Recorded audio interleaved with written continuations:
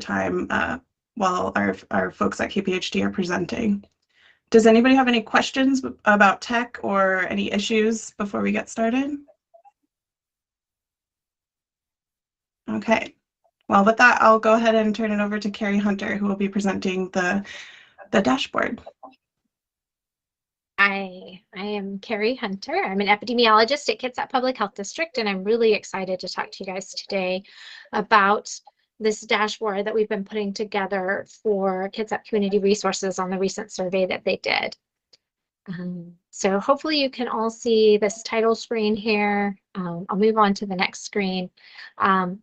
First of all, I just wanted to acknowledge that the dashboard that we put together and that we'll be talking about today is responses from the community survey that KCR opened last year. The survey had about 75 questions and it had over 4,200 responses, which makes it, to my knowledge, one of the largest community surveys that have ever been done specifically in Kitsap County with our people.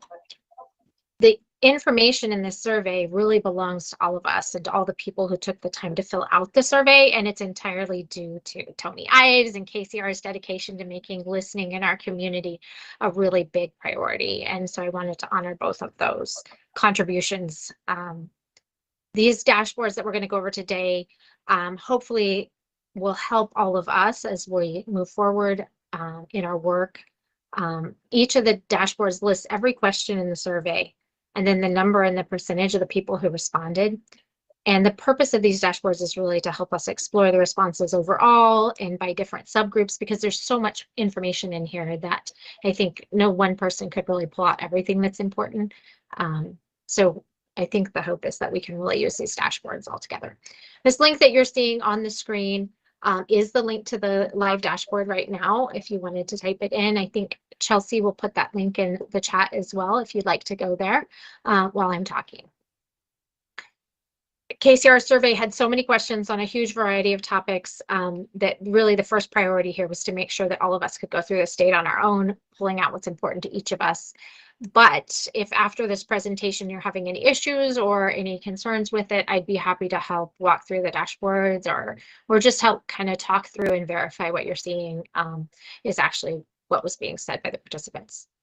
And I also wanted to caution really quick before I even get started that some of these numbers can be really small. You'll be able to see the exact numbers, even if they are really small. We didn't suppress anything. These are really, it's really important just to keep that in mind, because these are the concerns and thoughts of the people who took this survey, and they don't necessarily represent the entirety of all the needs in Kitsap County or of any one group specifically. Hopefully this is more of that foundation to start this conversation within our community and continue it into the future with many more conversations and questions that hopefully are generated from this foundation. So with that, if you did have a chance to click that link or type that into your computer, this is the first screen that you would see. You would see the title up at the top. And then you will see these two buttons, index and methods. And this is the same as really 2 pages in the report. It's only the introductory 2 pages. The first page, the index, is what we're looking at right now, and it explains a little bit about the process and the intent of these dashboards. And then that methods page, that second page, will go into more detail about the process for pulling the data together into this dashboard. So if you scroll down on this first page, you'll see these choices at the bottom, and these are all links that give you a choice of which dashboard you want to look at. The top link is what I'm hoping will be the most used. That's the 2022 survey responses as a whole. So that's all responses in the survey. And it gives more detail about the responses than any of the other links do. Each of the 4 links down here at the bottom that begin with filter or something allow you to filter the responses down to look at them by specific subpopulation. So you can look at them by geography, which is the 5 school districts within Kitsap County. We can compare each of those.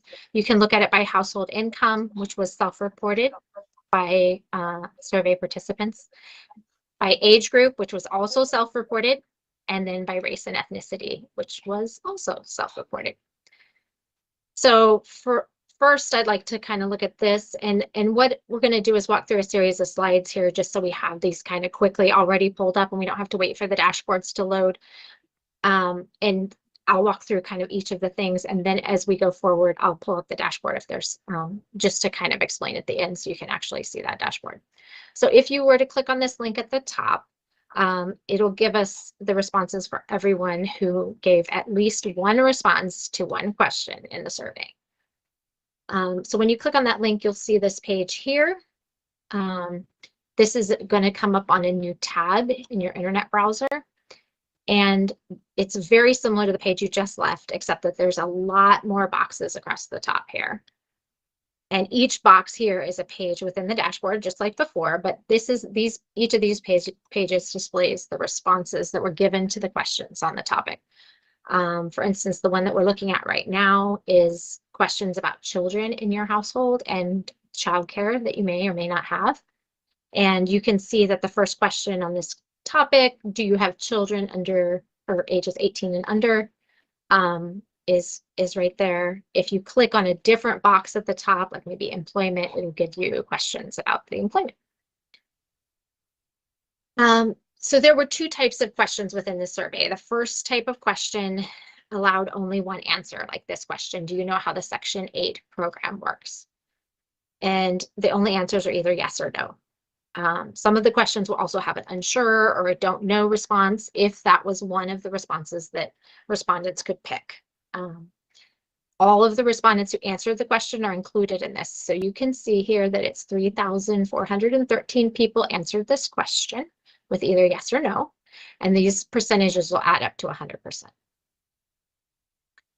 So in the entire survey, we had some responses that were duplicate responses, but after cleaning those out and removing those duplicate responses out, we had a total of 4,205 people who answered at least one question in the survey. And so you can see, since this is 3,413, that a few people did skip this question or they had stopped taking the survey by this point. So for the whole survey, we had 77% of all respondents get all the way to the end of the survey, but that doesn't mean that they answered every question. They could answer as many questions as they wanted. For these questions, the percentages tell us how many of the people who gave that response, or how many people gave that response out of the total number of responses. So 31% said yes of all the respondents who gave a response.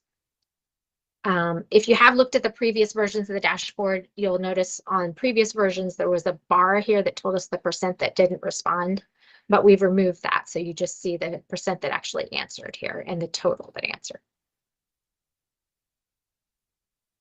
Other type of question that was in the survey, it allowed respondents to select all of the answers that applied to them. And these questions are marked by this asterisk, which I've circled here in green. The asterisk leads at the bottom of every page to this comment here that the questions allow more than one response. So the percentages and counts here will add up to more than 100%. If you were to add all of the percentages along here, you'll see that it adds up to 100%. This goes down further here on the actual page. And if all of the respondents had answered a particular answer, so if everyone in the whole entire survey who answered said not eligible, this bar here would be 100%. And while they answered this one, they could have also picked other responses as well. You can see how many respondents provided at least one answer right up at the top again in the 3,388 people who gave at least one answer to this question. So the way to read all of these dashboards is highlighted in this green box up at the top. So of the 3,388 people, that's right here, who responded to this question with at least one response, 62% said that they didn't have any barriers to finding or getting help with basic needs. And so you can do that for any of these charts as you go along. So of this 3,388 people, 6% said they had to work during service hours, and that was a barrier to finding or getting help with basic needs. Another way that can help you interpret what these are saying is to hover over each of these bars. So if you're looking at the live dashboard and you put your mouse right over these and you just let your mouse sit there, this box will pop up. And this box hopefully will help you maybe explain a little bit what this is. So this particular bar here, the 5%, it's 165 respondents, or 5%, who reported other as a barrier for them or their family in finding or getting help with basic needs. And not only does it help you interpret that, but it also tells you exactly how many people this 5% represents. For most of these questions, the answers were a series of check boxes that the respondents were able to select as many as they wanted, so they could check as many as they wanted. And then for a lot of them, there was also the option to select other. And when they were able to select other, they were able to write in their response. For each question where that was the case, there's a little chart at the right over here that tells you what those write-in responses were.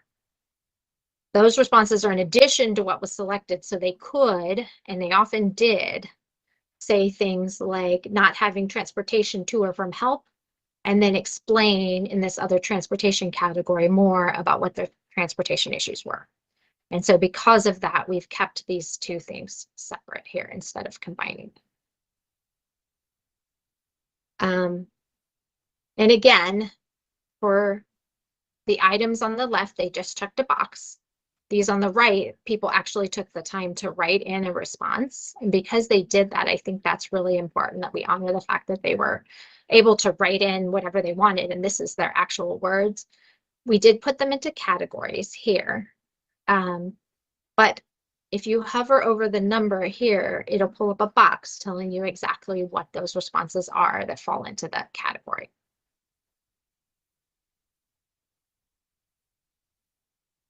As you can see here, we're hovering over the 4 that says don't qualify. And these responses were all people who said basically they didn't qualify in some way, and that was their barrier to finding or getting help with basic needs. So they made tips and they can't get help because their tips range from day to day. Their income is not high, but they'd have to be at the poverty level to access help. And then some of them, like this 4th one, was an especially long response. And it's really longer than the software allowed on one line. I'm hoping that you can still get kind of the basic thought from this response, even having this elliptical, which kind of cuts off the end of it. But if you would like to see any response, or if there's some response that you find in there that you're really interested in and want to know more about, we'd be happy to look them up for you and find out what that whole entire response is. Some of these responses were quite long, paragraphs worth of information. So that's the basic of the 2022 survey.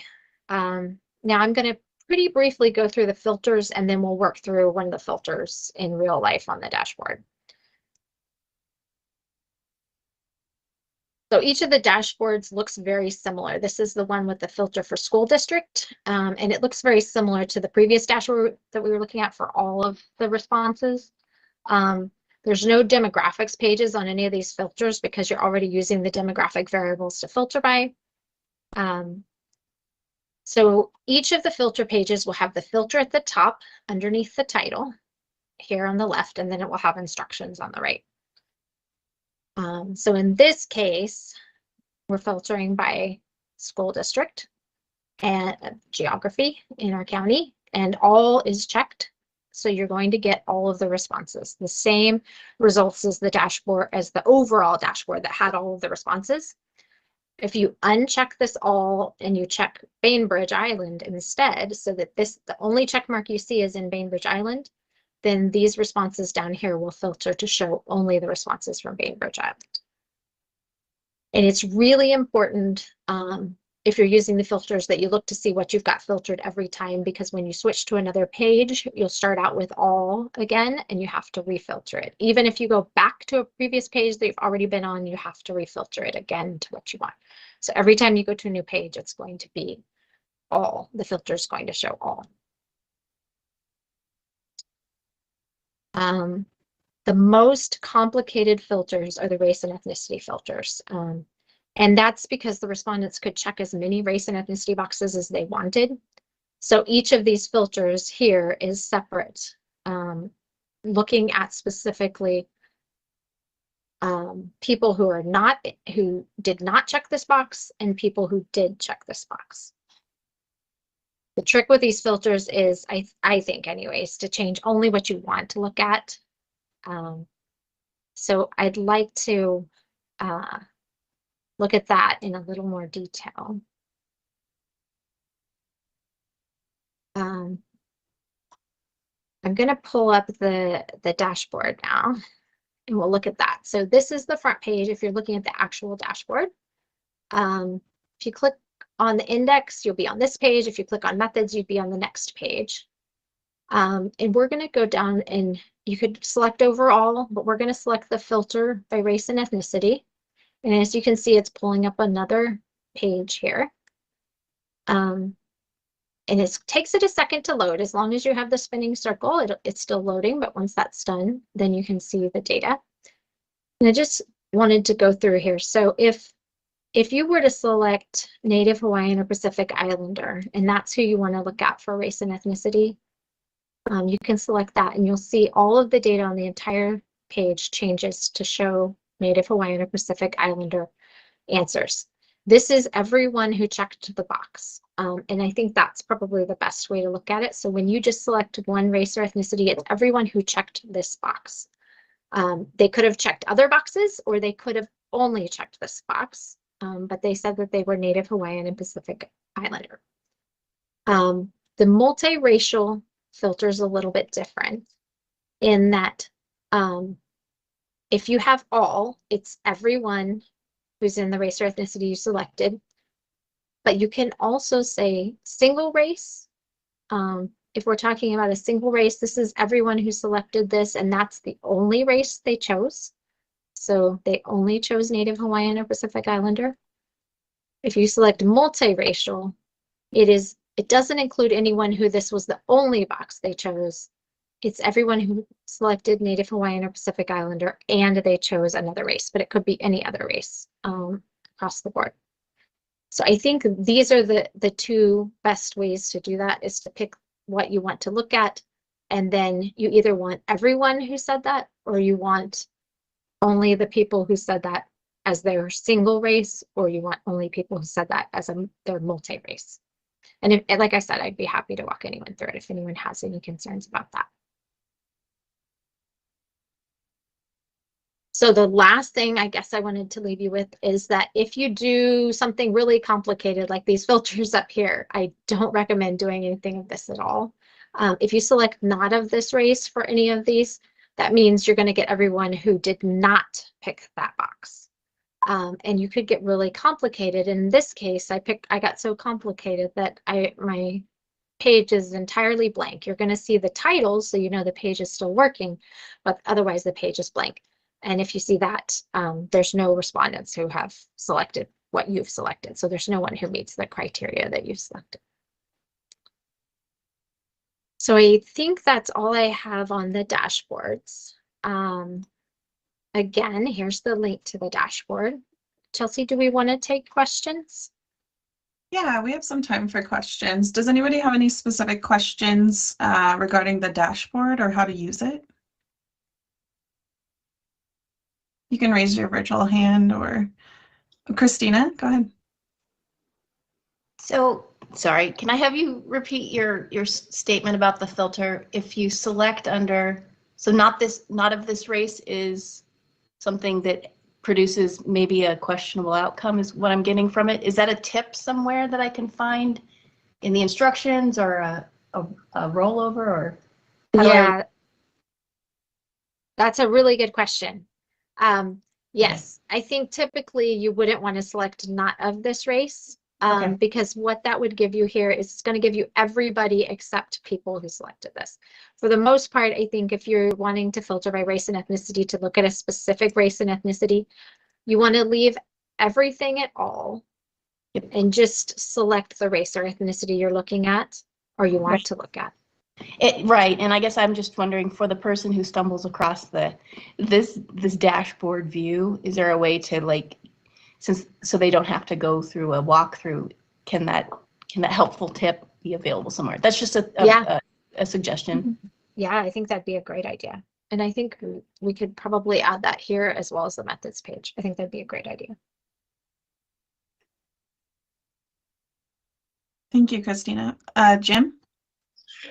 Thank you, guys. This is so exciting. Congratulations to everyone for their hard work. I'm just curious if I understand how small sample size might lead to some of those questions being, you know, a little questionable in our ability to rely confidently on the responses. But were there any questions that were asked that as you started doing the data analysis, either the way the question was framed or anything else that kind of made that question seem a little bit iffy in our ability to trust the responses to that? Boy, that's a good question. I think the main, honestly, these questions were, I think we got really good responses to most of these. I think the one question that we had a little bit of just kind of strange responses to, and what we've done is we've kind of made this a very small part on the dashboards, but there is a demographic question. So this is on the main central dashboard, and we're looking at the demographics page on race and language. We asked two questions we asked one about your language spoken at home, and then we asked one about your primary language. And this one, I think we've kind of made it not as important, because I think the interpretation of what your primary language is was not entirely clear. I think it's the primary language of Kitsap in the United States is English, and I think people weren't entirely clear whether we were asking about themselves or the area that they live, or what exactly we meant there. So this one we've put into a pretty small box of English. 94% of people said English, despite the fact that this language spoken at home, I think, is much more useful. There you can see we have a huge variety of languages spoken at home, which was really exciting for me to see. Yeah. Okay, great. Yeah, thank you so much. Great, thank you, Jim. We did have a question in the chat. Does this present results by census tracts to be able to use census data as an overlay? And Tony responded to that, but if you could also do that, Kari. Yeah, it doesn't. It doesn't present results by census tract, and I think that was a decision that we made fairly early on. We asked, these school districts are assigned basically by your zip code that you live in, because that's the question we asked on the survey, was what's the zip code where you live.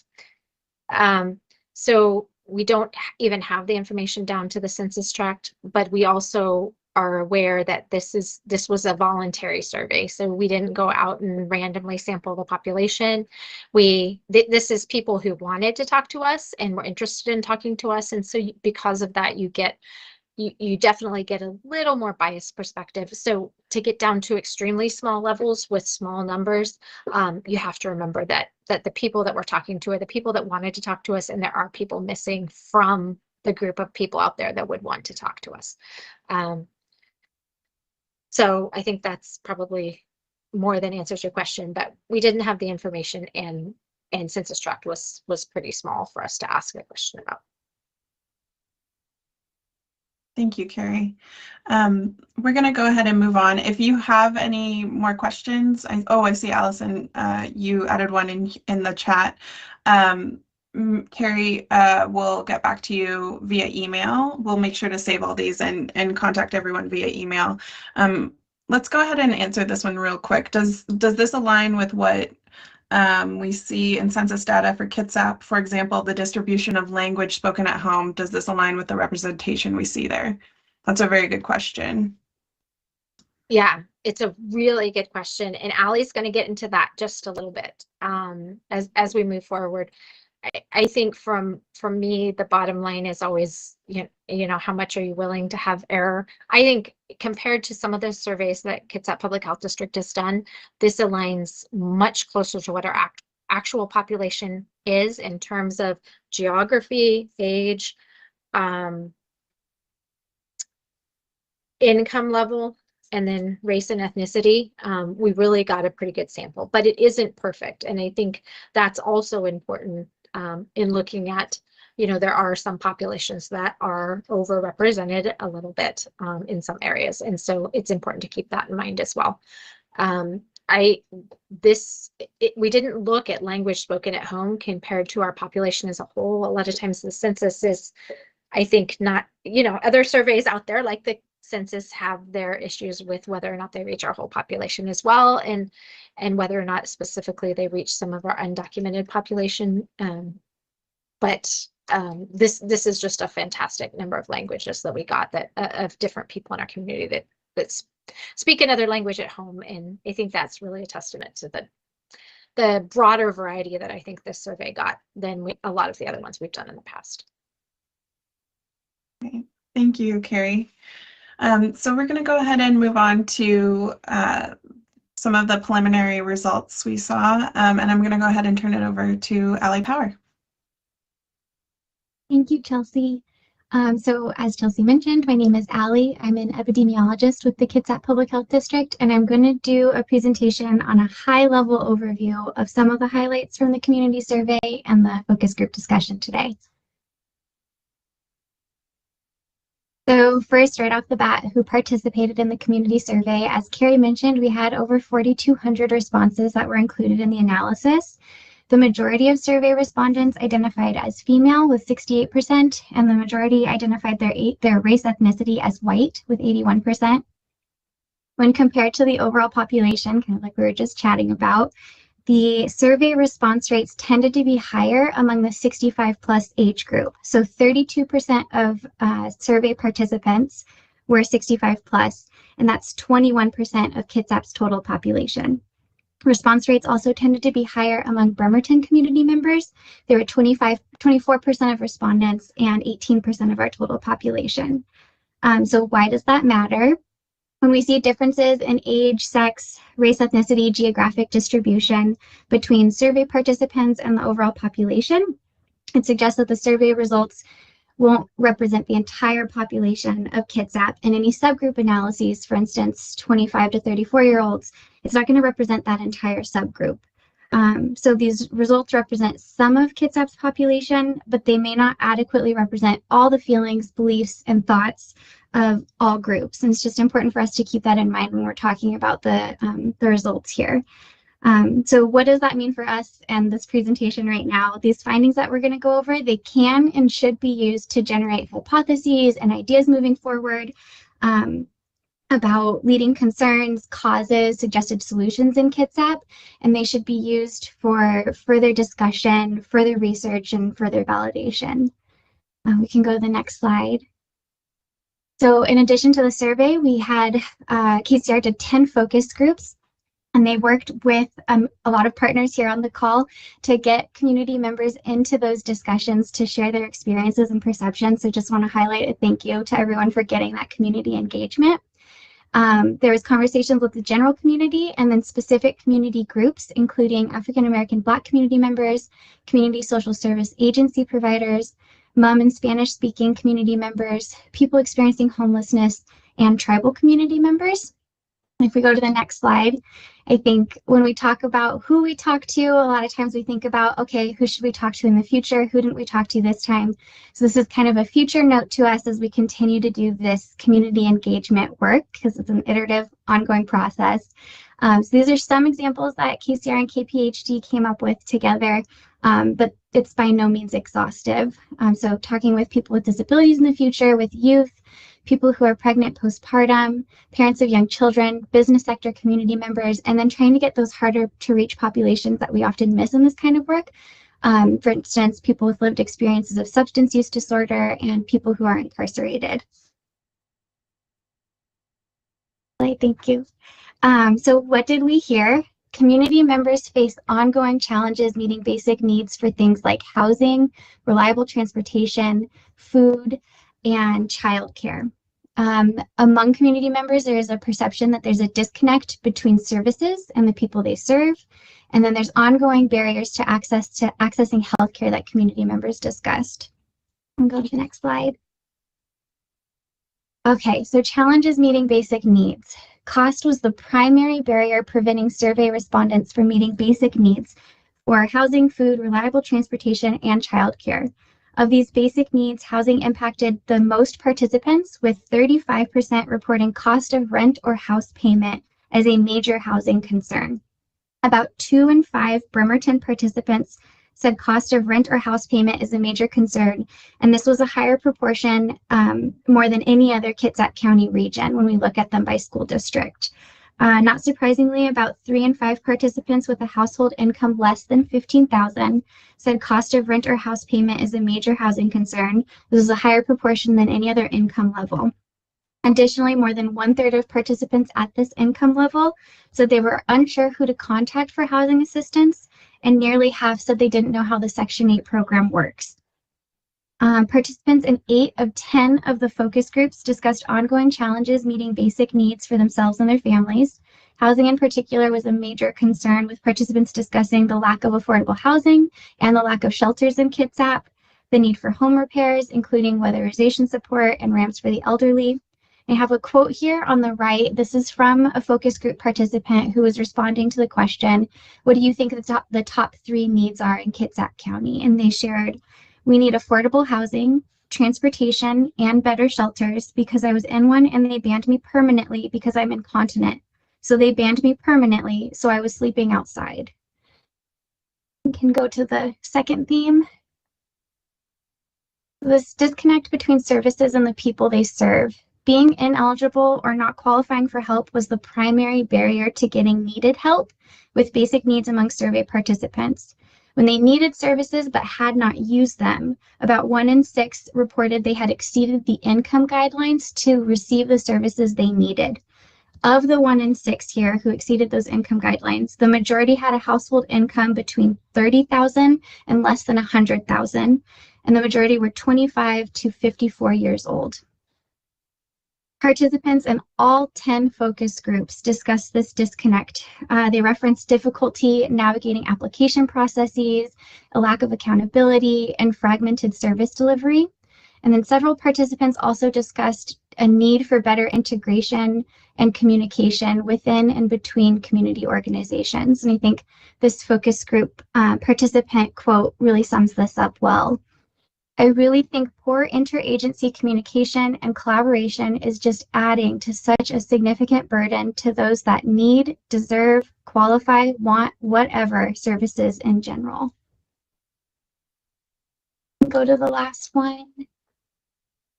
Barriers to accessing healthcare. So appointment wait times were reported as the primary barrier to accessing needed mental health counseling and needed medical care by survey respondents, with more than 2 in 5 respondents reporting too long to wait for an appointment for medical care. The primary barrier did shift based on demographic characteristics. So among participants who selected Asian or Asian American as their race ethnicity, the primary barrier to getting needed mental health counseling was not being able to find a provider who offered culturally competent services. Additionally, more than half of participants were very or somewhat worried about paying medical bills if they got sick or if they got injured. Participants in 9 of 10 of the focus groups referenced several barriers to seeking and receiving healthcare, including months-long wait times for primary and mental health care visits, fear of medical bills, and previous experiences with inadequate interpreter services. And I have a quote here from a parent in one of the focus groups. I can't find services here for my kids. I can't find doctors that will bring them in. My kids are on state, they're on Apple Care, and nobody takes it. We can go to the next slide. What can we do? I think that's where I land after going through all of that data. And these next steps were generated from focus group discussions. The community members discussed potential solutions to address some of the health needs that they brought up for our community. So the first one is developing a comprehensive directory of resources for the community. And participants saw this as being available online and in print, in libraries and in churches, and accessible in multiple languages. I have a quote here from one participant who said, we need to make sure that people understand what the available resources are and how to access them. The second is improving access to services that provide basic needs. Participants saw this as a collaboration between organizations and community members to improve application processes. And there's also space for organizations to work with policymakers to improve eligibility guidelines that are preventing some people from accessing the services that they need.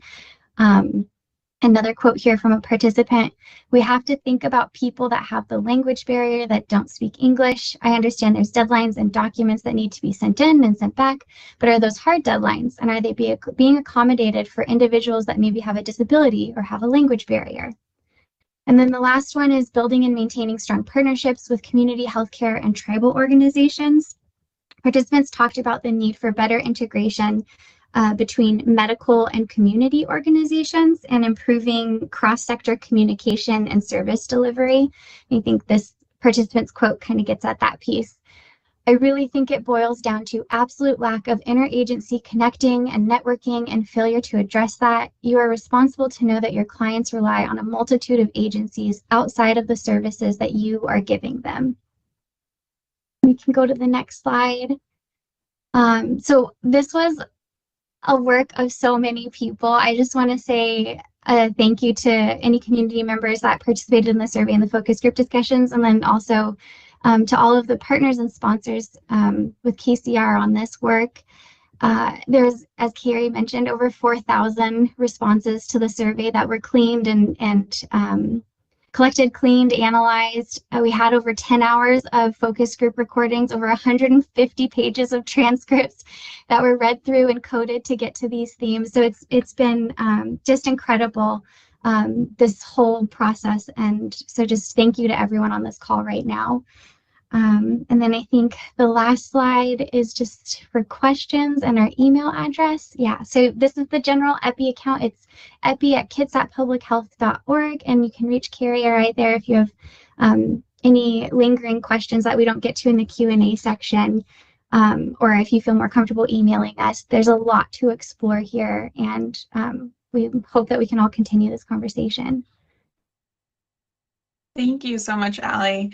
I want to go ahead and go back to the slide with the 3 top concerns on it, and then we can take questions. Feel free to raise your virtual hand, and if you have specific questions on a slide, just let us know. We can go to that particular slide.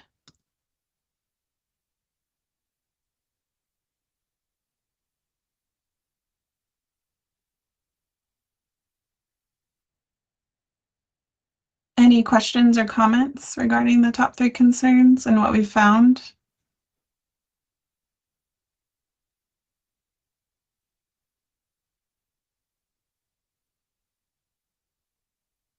I'll just make a general comment. First of all, you guys are great. We really appreciate you. Once you start looking at the data, it's almost like going down a rabbit hole, because it brings up more questions, and that's what happened when the dashboard was first being developed. So as we go forward, you know, and everyone's going to have questions, number one, and number two, we're going to build on the survey, just like Kari and Ali mentioned. This was just the first stab at it, and hopefully as we go forward, we're going to correct the things that were done wrong or should have been done better, and just build on the data. So yeah, thank you, Tony. This is, you know, every time that we do this, it's a learning experience. And as Ali covered, you know, there are lots of groups that we weren't able to engage with that we want to make sure that we're engaging with in the future. There is a question in the chat from Christina. Can you remind me, was the survey refined to help Suquamish and PGST identify tribal affiliations and enrollments? So I think that we decided not to do that. We were doing that. We leaned on zip codes. Is that correct, Kari? What we finally decided on? I believe it is, yeah. So the main way there was to identify where you live is zip code. and that's something that one point is something we really all talked about, that one question, and then that was a decision we made at the end because it was getting complicated. And then let's see, is there a pathway in the dashboard to access findings from the focus groups? Not yet. We're working on a report of all of the findings here and additional subgroup analyses. And so that process is ongoing. And I think we're aiming to have that finished in April. Is that right, Chelsea? Yeah, so at the Yeah. end of April. Mhm. And I'll speak on that before we close too. We also have a question for those at KPHD. Can you speak to the next update for the healthcare priorities? Yeah, I really appreciate that question. Just to give us a little opportunity to plug some of the stuff that we're doing as well. I've just been so appreciative of Kitsap Community Resources as a partner here. This past year, we've really enjoyed working with them, and hopefully that'll continue as we move forward. KPHD is going to do, we have put on our website a bunch of data, and so we're trying to make just general data more available. This is already publicly available data, but it's a nice central place that you can come to look for data. It's www.kitsappublichealth.org/data. So we're trying to make it super easy to get to and to find, and it's just a list of indicators, so it's not terribly easy always to interpret exactly what's going on there, but it's a start anyways to try to do that. As we work through this year, we're putting together a community health assessment for our organization, and there will be a lot more to come. Look for, I think, the September timeframe of this year that will be putting out, save the dates for some sort of data summit to go over a lot of the data that we have on our website that we've been working with KCR on. So it won't be just listening to our community, but a lot of the other data and a lot more health-based. And so that'll be in September that we'll be asking anyone who wants to come join.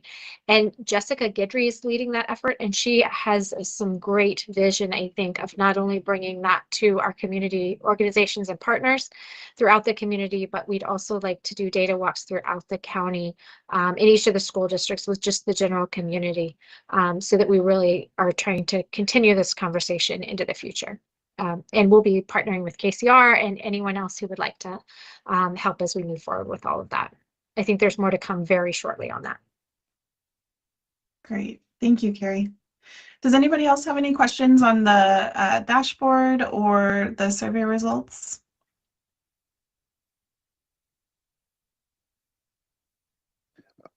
Just real quick, Chelsea, I'll just say how the data is already starting to give people ideas to develop their strategic plan. We were meeting with Kitsap Transit just a few days ago and talking about the data with the zip codes and housing, and Kitsap Transit developing transit lines around housing and recognizing the data from the CNA. So it's all very interesting how this will develop over time with all of the partners and the priorities of each area's strategic plan. It gets back to the collaboration, what was found in the focus group. So hopefully this is going to help that. Thank you, Tony. Katie, I see your hand up. It's just more of a comment, and I just wanted to say throughout this whole process, this is Katie from the Bremerton Housing Authority. I just want to say thank you for everyone for being transparent and sharing the methods and being here, sharing the methods, sharing the data. I mean, I know from the beginning this was the goal, and we can only trust the data if we trust the methods. And so just involving everybody in that, and it's exciting to have this tool and to see what we can do with it. So, you know, adding to Tony's comment, like, yeah, base our decisions off of it. So we're excited to see what we can do with this data. And there's so much of it, and we know that it's being treated with the utmost respect, that we really wanted to share to the community what we can do together. So I just want to say thank you. Thank you, Katie. Yeah, it's really important to us that this data is available to anyone organization, community member forever. So the dashboard is going to be available for free. And as Kari has mentioned multiple times, she will help anyone walk through how to use it or how to get some data from it. Can we actually go to the last slide? Because I also want to say, you know, about a year ago, we all met, right, and talked about what this could be. And I think in our wildest dreams, we didn't know that it was going to end up being something like this. So I just want to say thank you so much on behalf of all of our partners in this effort to be able to come away with over 4,000 responses that are more representative of our community is huge. And we had survey sponsors, we had partnerships, we had folks who were boots on the ground, you know, putting up flyers. We had digital engagement. Grocery Outlet, yes, was a huge partner of ours. There were many organizations and individuals throughout the community who helped make this happen. And next steps, we're going to have a report that will have in-depth information about what you saw today, as well as subpopulations. So when we talk about what are the differences, what are the concerns for different age groups, different races and ethnicities, excuse me, different income levels and geography, it's going to be really important for us to make sure that we're identifying unique experiences of those individuals. And so that will be next steps. That will be shared early May. And again, if you have any questions before then, if you have any questions about the dashboard or how to share this information, I'll follow up in an email with this PowerPoint so that you all can share this within your organizations or in your community groups. Please reach out to Kari, Allie, myself, or Tony, and we'll go ahead and put our emails in the chat. But otherwise, I just want to say thank you so much. It's been a year of hard work, and it's really paid off. And the best part is that our community will see the impact. We heard their voices, and we're taking action to help. So, thank you, everyone.